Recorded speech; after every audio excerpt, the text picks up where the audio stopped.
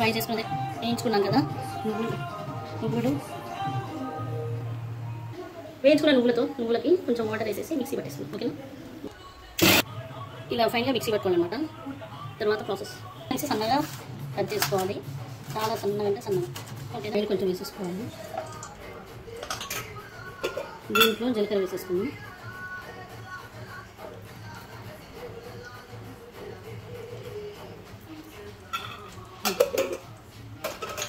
తర్వాత ఆవాలు కూడా వేసేసుకుందాం.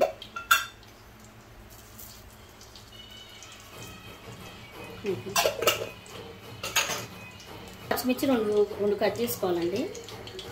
పెద్ద రెండు అయితే ఒక చిన్న అయితే ఒక 5 వేసుకోండి, పెద్ద అయితే ఒక 2 వేసుకొని, పెద్ద 2 పచ్చిమిర్చి తీసుకున్నాం. పులుసులకి పచ్చిమిర్చే కదా టేస్ట్.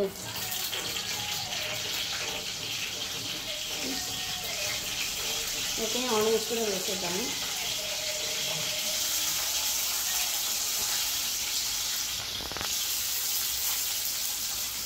ఈ ఆనియన్స్ అనేవి చాలా బ్రౌన్ కలర్ వచ్చేదాకా వేయించుకోవాలి.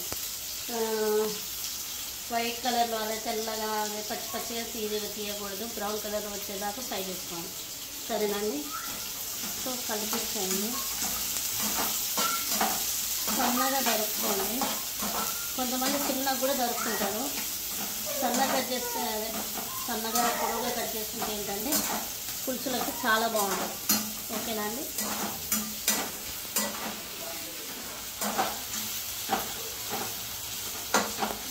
కరివేపాకు వేసేసుకుందాం కొంచెం. కరేమో ఇప్పుడు ఇది ఫ్రై అయ్యాక తొందరగా ఫ్రై అవుతుంది. ఫ్లేమ్ మాత్రం హైగా పెట్టేసుకోండి.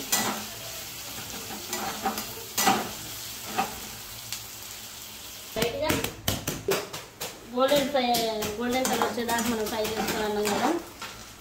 చింతపండు పులుసుకి ఉల్లిగడ్డ ఎంత ఫేమస్ అందరికీ తెలిసిందే. చింతపండు చారులో అయినా చింతపండు పులుసులో అయినా ఉల్లిగడ్డ అనేది మెయిన్ ఇంగ్రీడియంట్ కదా. ఇది ఉల్లిగడ్డ లేకపోతే అసలు టేస్టే ఉండదు. అసలు ఏ కర్రీస్లో అయినా ఉల్లిగడ్డ అనేది మెయిన్గా చింతపండు పులుసులో మాత్రం ఖచ్చితంగా ఉల్లిగడ్డ ఉండాల్సిందే. అది స్కిప్ చేసారే అనుకో టేస్ట్ అనేది మనకు అస్సలు రుచించదు, ఏదో కొంచెం నాకైతే నచ్చదు. మరి మీకు ఫ్రెండ్స్ కమెంట్ చేయండి మీకు ఎలా అనిపిస్తుంది.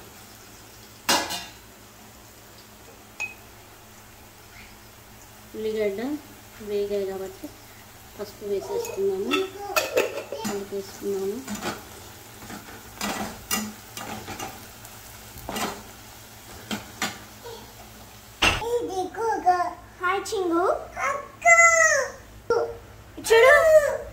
చిన్నవి 2 టమాటాలు తీసుకుంటున్నాను నేను.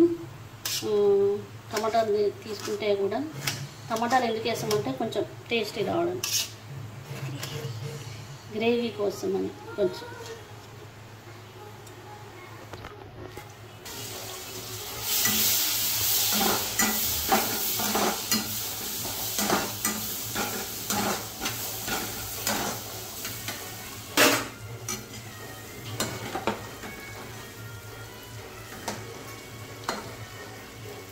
ఇందాక నువ్వులు తర్వాత లవంగాలు దాల్చిన చెక్క కలిపి పేస్ట్ కొట్టుకున్నాం కదా. ఇప్పుడు ఇది దీంట్లోకి వేసేద్దాం.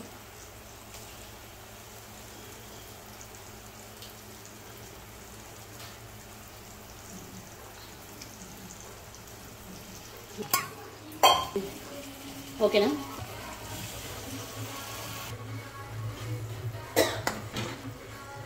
ఇప్పుడు దీన్ని మంచిగా మిక్స్ చేసుకోవాలి.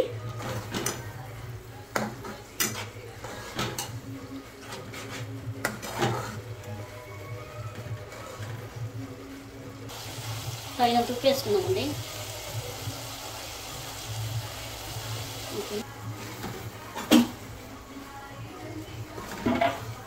ఇప్పుడు కారం కూడా వేసుకొని మిక్స్ చేసుకోవాలి. 2 టేబుల్ స్పూన్స్ ఆఫ్ కారం వేసుకున్నాం. ఇప్పుడు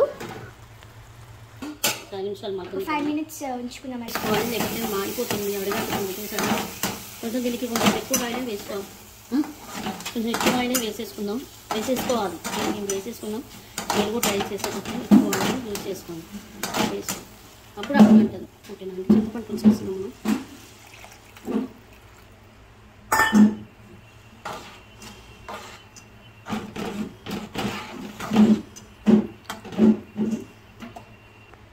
మరీ చిక్కగా కాకుండా కొంచెం వాటర్లో మిక్స్ చేసుకొని వేసేసుకోండి.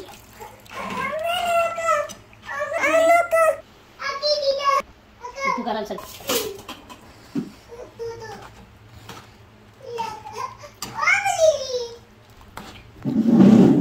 బాయిల్ చేసిన ఎగ్స్ని అలా పొట్టు తీసేసి కట్స్ పెట్టుకోవాలి. ఇప్పుడు దీన్ని ఫ్రై చేసుకోవాలి. మనం కొంచెం ఆయిల్ పోసుకొని మీకు టిప్పు చెప్పబోతున్నానండి. ఎగ్స్ ఫ్రై చేసేటప్పుడు కింద సాల్ట్ వేసుకున్నాం అనుకోండి, ఆయిల్లో సాల్ట్ వేసేసుకుంటే ఎగ్స్ అనేవి ముక్కలు కాకుండా చెద్దలు కాకుండా మంచి ఈక్వల్గా ఫ్రై అవుతాయి అన్నమాట.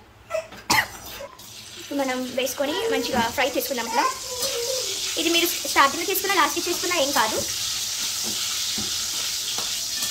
చూసారా ఫ్రెండ్స్, కింద మారట్లేదు, అడగంటట్లేదు. దీంట్లో కొంచెం పసుపు అండ్ కారం కూడా వేసుకొని డైరెక్ట్గా ఫ్రై చేసుకోండి.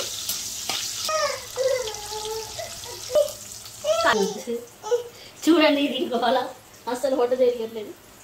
చూడు, హాయ్ చెప్పు, హాయ్ నా ముందు పెట్టు. థ్యాంక్ యూ చింగు. దీంట్లో